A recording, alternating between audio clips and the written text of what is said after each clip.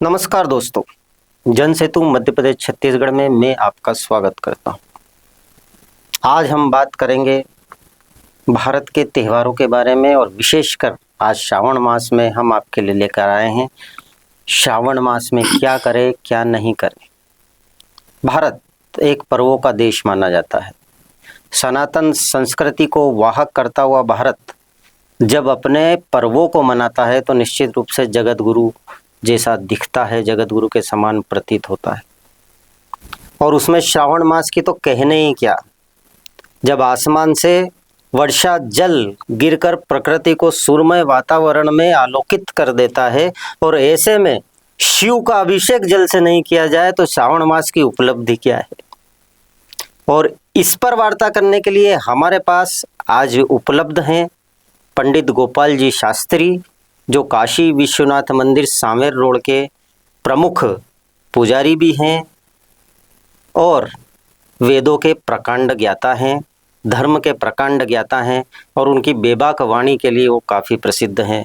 ऐसे महान पंडित जी हमारे मध्य उपस्थित हैं। पंडित जी बहुत बहुत आदरपूर्वक आपको नमस्कार। बहुत बहुत नमस्कार। पंडित जी, क्या है श्रावण मास का महत्व? क्योंकि भारत में श्रावण मास का काफ़ी उत्साह रहता है और श्रावण मास में हर जगह हर शिव मंदिर में एक मेला सा लग जाता है। ऐसा कहते हैं कि उत्साह से उत्सव मनता है और देवादिदेव महादेव भगवान शिव की यदि आराधना करना है तो श्रावण का महीना सबसे श्रेष्ठ और पवित्र और पावन माना गया है। क्योंकि ऐसे समय में जब वर्षा ऋतु आ जाती है तो धर्मशास्त्र में ऐसी आज्ञा है कि नदी नाले पूर हो जाते हैं, आवागमन बाधित हो जाता है। तो इसलिए हमारे ऋषि मुनियों ने देवालयों की स्थापना की कि देवालयों में जाओ, जैसे गाँवों में शहरों में, अब तो और गांव से शहर बनते हैं। पहले तो जो है गांव में ऐसी ऐसी व्यवस्थाएं थी, आश्रम थे, मंदिर, और आज भी हैं कि जब ऐसी आवागमन जब बाधित हो जाता है तो मंदिर में जाकर के भगवान का कीर्तन करें, भगवान का भजन करें ये, और अपना समय, क्योंकि ऐसे समय में आप जो है कि जब वर्षा ऋतु आती है ना तो धरती से जो है कई प्रकार के जहरीले जीव भी निकलते हैं। तो उससे बचने का भी उपाय है मंदिर, कि ऐसे समय में जो है कहाँ जाओगे इधर उधर। तो हमारे ऋषियों ने एक ऐसी धर्म में एक ऐसी व्यवस्था दे दी कि इधर उधर खेत खलिहानों में ज़्यादा मत भटको, मंदिरों में आ जाओ। इससे तुम्हारी जो है जीवन की भी सुरक्षा है और धर्म भी हो जाएगा। भगवान के मंदिर में चले जाओगे, भगवान शिव के दर्शन करोगे, भगवान का रुद्राभिषेक करोगे, तो इससे जो है आपको एक ऊर्जा मिलेगी। और जो है श्रावण के महीने में तो इतना एनर्जिक है कि भगवान के शिव के दरबार में जो भी चला जाता है तो वो अपने आप में चतुर व्यक्ति भी भोला लगने लगता है, क्यों उसके भाव भी बदल जाते हैं। आप जैसे वृंदावन में जाओ और अन्य तीर्थों में जाओ, लेकिन यदि आप शिवालयों में ज्योतिर्लिंग पर जाएंगे ना तो आपकी जो मनः स्थिति है वो भी अलग तरीके से एक ऐसा लगेगी कि ये भोला भाला व्यक्ति और भगवान के दरबार में जो है लोट लगा रहा है। अब लोट जो है, और भगवान शिव को यदि प्रसन्न करना है तो भगवान शिव तो जलधारा शिव प्रिय, तो प्रकृति भी जल बरसाती है। जैसा कि अभी आपने कहा कि जितने भी जो प्रकृति है। अच्छा, वर्षा ऋतु की वो एक और विशेषता है कि जब वर्षा ऋतु का जल आम पर गिरता है तो वो अमृत हो जाता है और धतूरे पर गिरे तो वो जहर हो जाता है। तो भगवान ने ये मतलब कि उस जल की भी प्रकृति है और उसको हम किस तरीके से लेते हैं। लेकिन गुरु हमें ज्ञान देता है तो सभी पाठशालाओं में जाके पढ़ते हैं तो कोई ज्ञानी बन जाता है, कोई अपराधी बन जाता है। ये गुरु थोड़ी सिखाता है कि तू आगे जाकर के अपराध कर, झूठ बोल, मिथ्या वचन कर। ये कोई भी किसी भी विश्व की पाठशाला में ये पढ़ाई नहीं पढ़ी जाती है। इसीलिए कहते हैं कि अच्छे कार्यों के लिए प्रयास करना पड़ता है, लेकिन फेल होने के लिए प्रयास नहीं करना पड़ता है, अपने आप फेल हो जाओगे आप। तो पंडित जी, श्रावण मास और शिव, इनका आध्यात्मिक दृष्टिकोण से क्या सामंजस्य? श्रावण का जो महीना है ये जैसे जब समुद्र मंथन हुआ था उस समय जो है हलाहल विष निकला था, विष निकला और जो है वो समय जो है श्रावण का ही महीना था। और ऐसे समय में भगवान ने जब वो हलाहल जब उसमें से वो जहर निकल रहा था सागर में से, तो कई जीव जंतु पशु पक्षी उसमें से गिर गिर करके, तो देवताओं ने जा कर के भगवान शिव से आराधना की कि प्रभु ये जो है जीव जंतु पशु पक्षी और हमारा भी श्वास लेना दुभर हो रहा है, तो आप कुछ न कुछ। तब जो है भगवान ने कृपा की सभी जीवों के ऊपर, और उन्होंने जो है उसको पान किया और कंठ में उसको यहीं पर उसको निवास कंठ में इसलिए स्थिर कर लिया। इसीलिए जो है उनका नाम नीलकंठ भगवान का पड़ा। इसलिए जब से ही भगवान का नाम नीलकंठेश्वर महादेव की जगह जगह स्थापना होती है। श्रावण मास में पंडित जी व्रत सभी लोग करते हैं, और श्रावण सोमवार का भी विशेष महत्व है। उसमें जो नहीं करता वह भी करता है व्रत। तो व्रत का क्या प्रावधान है, व्रत किस दृष्टि से किया जाता है, और श्रावण सोमवार लड़कियां बहुत रखती हैं जो कि उदंती है कि उन्हें श्रेष्ठ व्रत मिलता है, तो उस पर थोड़ा सा प्रकाश डालिए हमारे दर्शकों के लिए। ऐसा है कि जब भी हम कोई यज्ञ अनुष्ठान करते हैं तो सबसे पहले पंडित जी हमको बुलवाते हैं कि व्रत, सबसे प्रथम व्रत जप नियम तपः स्वाध्याय, कि ऐसे समय में जब भी कोई अनुष्ठान करें, जैसे सोमवार का दिन है, एकादशी है, या अन्य कोई पर्व है, पूर्णिमा है, तो बोले बिना व्रत रखने से क्या होता है, एक तो प्रमाद नहीं होता है, आलस्य बिल्कुल नहीं आएगा आपको, और जब प्रमाद नहीं होगा तो जो हमने संकल्प ले रखा है, संकल्प कैसा लिया है कि श्रावण का महीना चल रहा है और ऐसे समय में सोमवार का व्रत करे। सोमवार भगवान शिव जी के लिए प्रशस्त है कि भगवान यदि कोई भी जैसे कन्याएं हैं वो श्रेष्ठ वर चाहती है कि मुझे जो है और कन्याएं भी यही चाहती है कि मुझे श्रेष्ठ वर मिले, तो उसके लिए जो है उनको जो है अपने ज्योतिष में भी और धर्मशास्त्र में आज्ञा है कि वो सोमवार का व्रत करे, प्रदोष का व्रत करे, और कामना संकल्पस्तु जायते सिद्धि। आप ऐसा संकल्प लें मन से, दृढ़ संकल्पित होकर के कि मैं ऐसी मेरी कामना है और मैं भगवान शिव की शरण में हूँ, और जो है मेरी ये जो मनोकामना है वो भगवान, क्योंकि इच्छाएं अनंत है। ये जो जीव है ना, कन्याएं भी करती है, और अब तो क्या है कि सभी करते हैं, चाहे पुरुष हो कोई भी हो, सभी इस व्रत को रखते हैं। सोमवार को कई तो पूरे श्रावण मास का पूरे महीने का रखते हैं, और सोमवार का तो विशेष रखते ही हैं। यानी संक्षेप में हम कह सकते हैं कि व्रत रखने से आपकी मनोकामनाएं पूर्ण होती है, शुद्ध रूप से। बिल्कुल बिल्कुल बिल्कुल होती है। और हम ये भी कह सकते हैं कि व्रत रखने से, चूंकि बारिश का महीना है, पेट में अपाच्य वृद्धि बढ़ जाती है। इसलिए क्योंकि हमारा जो भारतीय धर्म है, सनातन धर्म है, पूरा विज्ञान पर भी आधारित है और आध्यात्म पर भी आधारित है। बिल्कुल बिल्कुल, व्यक्ति के स्वास्थ्य को सही। हम आगे बढ़ते हैं पंडित जी। श्रावण मास में कावड़ यात्रा, कावड़ यात्रियों के विशेष क्या नियम होते हैं, ये मैं इसलिए पूछ रहा हूँ क्योंकि अभी विगत कुछ दिवस में देखने में आया पिछले 1-2 वर्षों में कि कावड़िए काफी उत्पात मचा रहे हैं। क्या यह कावड़ यात्रा के नियम के अंतर्गत है, और यदि नहीं है तो कावड़ यात्रा के नियम क्या हैं शास्त्र अनुसार, आप ही बता सकते हैं। ऐसा है, कावड़ का मतलब है कि जो है कोई जो है गंगा जल भर करके चल रहा है, जो जहाँ उनके सन्निकट अच्छा विशेष विशिष्ट ज्योतिर्लिंग है, अच्छा देवालय है, तो एक सभी की एक जन भावना है, मन की भावना है।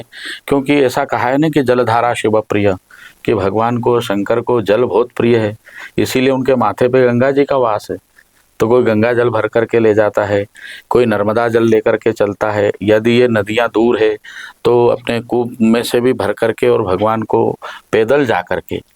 लेकिन जैसा कि अभी आपने कहा कि जो है कावड़िए जो है उत्पात मचाते हैं, ये तो शोभनीय नहीं है। क्योंकि ये धर्मशास्त्र में भगवान शंकर तो ऐसे भोले भाले देवता हैं, वो भक्त को भी भोला बनाते हैं। बड़ा निर्बल बनाते हैं। भगवान कभी नहीं चाहेंगे कि मेरा भक्त उद्दंड हो, भगवान ये चाहेंगे कि मेरा भक्त निर्मल हो, वो ऐसा अंतःकरण से भाव विभोर होकर के किसी को हानि न पहुंचे। किसी को यदि मनसा वाचा कर्मणा, यदि हम किसी को मन से अपशब्द बोल दें या क्रिया के रूप में किसी के साथ कुछ करें तो ये इसको जो है अपने धर्मशास्त्र के हिसाब से दोष युक्त भी हो जाता है। तो चाहिए, अपने भारत में तो ये परंपरा है कि हम जो है भारतवासी तो जो है अहिंसा परमो धर्म वाली सोच रखते हैं कि हमसे जो है किसी को मतलब किसी को, जैसे श्रीमद् भागवत में लिखा है कि अष्टादश पुराणसु व्यासस्य वचन द्वयम, 7 दिन कथा चलती है और उसमें 2 ही प्रश्न हैं और 2 ही प्रश्न पे 7 दिन कथा चलती है। प्रश्न कौन से हैं कि व्यासस्य वचन द्वयम, 2 ही उसमें प्रश्न डले हैं कि परोपकार से बढ़कर संसार में कोई पुण्य नहीं है और पापाय परपीड़नम, अपने द्वारा मन से, वाणी से, क्रिया से यदि किसी को कष्ट पहुंचता है तो कहते हैं कि इससे बड़ा कोई पाप नहीं। यानी अभी जो कावड़िए चल रहे हैं वो नियमों के विपरीत है। और आपने बहुत अच्छा उत्तर दिया कि हमारे शास्त्रों में लिखा है कि सभी हिल मिल कर रहे, और वेदों का तो प्रमुख वाक्य ही है बिल्कुल बिल्कुल, सर्वे भवन्तु सुखिनः सर्वे सन्तु निरामया। आगे हम चलते हैं, इसमें अंतिम प्रश्न है आपसे। शिव एक शक्ति का वाहक भी है। हाँ बिल्कुल। शिव परमात्मा का वह रूप है जिसे सब पूछते हैं, जो अजन्मा है। शिवरात्रि ही मनती है, शिव का जन्म उत्सव नहीं मनता। वो शिव जब श्रावण मास में अपनी संपूर्ण शक्तियों को समाहित कर भक्तों को आशीर्वाद देते हैं, तो उस श्रावण मास में विशेष रूप से अपने घर परिवार की सुख शांति के लिए व्यक्ति को क्या करना चाहिए? ऐसा है कि श्रावण के महीने में तो जो भी भक्त हैं भगवान की भक्ति चाहता है, क्योंकि इच्छाएं अनंत है। जब इस संसार में जब जो जीव आता है ना, तो अनंत इच्छा लेकर के आता है। इच्छाएं अनंत हैं और साधन सीमित है। तब और पता नहीं व्यक्ति क्या क्या चाह लेता है। अब वो उस अपनी सीमा से जब ज़्यादा चाह लेता है तो उसको पूर्ण करने की सामर्थ्य केवल परमात्मा में है। इसीलिए संसार में क्या, पूरे ब्रह्मांड में अपने अधूरेपन को पूर्ण करने के लिए उसको ईश्वर की शरण में जाना पड़ता है। और मैं तो कहता हूँ कि आत्मा, ये जो आत्मा है, और आत्मा और परमात्मा के बीच में महात्मा है जिसे संत कहते हैं। तो जो ये कहीं न कहीं भटकाव आ जाता है कि चाहे जैसे कोई कह देता कांटे चढ़ा दो, कोई कह देता भाटे चढ़ा दो, कोई कह देता ये चढ़ा दो, तो ऐसा नहीं। एक सच्चे गुरु, गुणी जन के पास जाना चाहिए, श्रेष्ठ गुरु के पास जाना चाहिए। और श्रेष्ठ गुरु, क्योंकि आत्मा और परमात्मा के बीच में ही तो महात्मा है जिसे हम संत कहते हैं।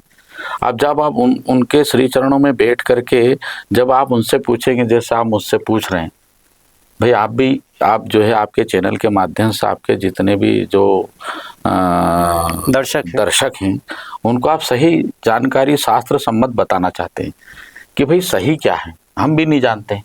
लेकिन इसके जो जानकार लोग हैं वो तो सही मार्गदर्शन दे ही सकते हैं हमारे दर्शकों को।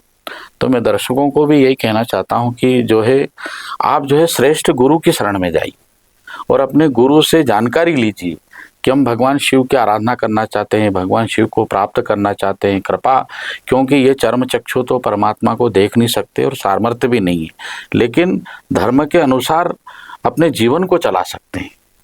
तो कैसे चलाएंगे? ऐसा कहा है कि देवो भूत्वा देवान यजेत, देवता की पूजा देव बन करके आप ऐसे बनिए बिल्कुल कि आप जो है प्रातः ब्रह्म मुहूर्त में उठिए, ब्रह्म में उठ करके सोच इत्यादि से निवृत्त होकर के जो है स्नान करिए। स्नान करने के बाद जो है भगवान सूर्य को अर्घ्य प्रदान करें, कुछ अपने इष्ट और गुरु के द्वारा दिए हुए मंत्रों का जाप करें, फिर आप जो है देवालय में जाएं। और देवालय में बिल्कुल ऐसे जाएं, शालीनता से जाएं, विनम्रता से जाएं, और वहाँ पंडित जी से आज्ञा लें कि गुरु जी हम भगवान शंकर का पूजन करना चाहते हैं। भगवान शंकर को जल है, दूध है, पंचामृत आदि है, बिल्वपत्र है, ये भगवान को हम चढ़ाना चाहते हैं। और इंतजार करें, धैर्य मत खोइए, क्योंकि हर देवालयों में, हर ज्योतिर्लिंग पर लाखों की भीड़ है। लेकिन फिर भी वो क्या है कि अब वहाँ भीड़ में इसलिए हिस्सा बनना पड़ता है क्योंकि ये सभी जानते हैं कि देवाधीनम जगत सर्व, ये संसार जो है देवताओं का है। अब उन देवता का ही पर्व चल रहा है, इसलिए हमें भीड़ में कि हमें परमात्मा के दर्शन हो जाए, हम भगवान को जल चढ़ा पाएं। ज्योतिर्लिंग, क्यों ज्योतिर्लिंग है ना, स्वयंभू है, वहाँ भगवान प्रकट होते हैं। और ऐसे ऐसे स्थान पर जब जाते हैं ना तो अनंत गुणा फल शिव सन्निधौ। घर में कोई भी कार्य करते हैं तो कहते हैं कि कुछ परसेंटेज मिलता है, आप गौशाला में जाओगे तो उसका और अधिक परसेंट फल मिलने लगता है, और तीर्थ में जाओ तो जो है 1000 गुना फल बता दिया है। और इसके बाद में अनंत गुना फल शिव सन्निधौ, बोले आप शिव के सायुज्य में चले जाएंगे और अपनी तन्मय मनः शिव संकल्प मस्तु, आप अपनी जो भी कामना है वो शिव के सामने रखेंगे। बिल्कुल शालीनता से रखिए, धैर्य से रखिए, धैर्य बिल्कुल मत खोइए, क्योंकि भगवान शंकर तो स्वयं जो है ध्याय नित्यम है, वो स्वयं ही ध्यान में खोया हुआ है, और उसका ध्यान उसका भंग क्यों करना अपने को। आप तो वहाँ जाइए, जैसे अपने बड़े बुजुर्ग जो बड़े बुजुर्ग रहते हैं, गंभीर रहते हैं, जिनसे हम थोड़ा सा मर्यादा या जिनसे डरते हैं, तो हम खटका भी नहीं होने देते और बड़ी शालीनता से निवेदन करते हैं। मतलब परिवार का ये व्यवहार है, तो वो तो देवता है, वो हमारे जो पूर्वज है उनको भी संसार में लाके भेजा है, तो उनके पास जाने की एक मर्यादा है। क्या आप जाएंगे ना, और फिर वो फिर क्या है, जब आप उनके पास में जाएंगे फिर भगवान को आप जल चढ़ाइए, आप भगवान को दूध चढ़ाइए, भगवान को बिल्व पत्र चढ़ाइए, पंचामृत चढ़ाइए, और वैदिक मंत्रों से। मंत्राणाम अधीनस्तु देवता, देवता तो मंत्र के अधीन है, और मंत्र का संबंध मन से है। आप मन से कोई भी ओम नमः शिवाय, शिवाय नमः, और वेद मंत्रों का जब उच्चारण करते हुए नमः शंभवाय च वयो भवाय च नमः त्र्यंबकम जजामहे सुगंधिम पुष्टिवर्धनम आदि आदि जो वेद के मंत्र हैं, और इन रुद्राभिषेक जरूर करिए, महिम्न स्तोत्र का पाठ करिए। उसके बाद में जो है ऐसे बहुत सारे भगवान शिव को प्रसन्न करने के लिए श्रावण के महीने में बहुत सारे स्तोत्र हैं, मंत्र है, लेकिन सबसे बड़ा मंत्र है कि आप शालीनता रखिए। शालीनता, शिव शालीनता का प्रतीक है, उनके सम्मुख शालीनता ही रखे। श्रावण शिव का त्योहार है, शिव को प्रसन्न करने का एक माध्यम है। और श्रावण का दूसरा अर्थ होता है श्रवण, यानी सुनना। श्रावण में आध्यात्म सुनिए, धर्म में जिए, तभी हम अपने जीवन को सुधार सकते हैं। हमारे मध्य आज इतनी महान हस्ती पंडित जी आए, गोपाल जी शास्त्री, हम आपका बहुत बहुत आभार व्यक्त करते हैं। बहुत आपने अपने कीमती समय में से हमें अपना समय दिया। ओम नमः शिवाय। नमः शिवाय। साधुवाद।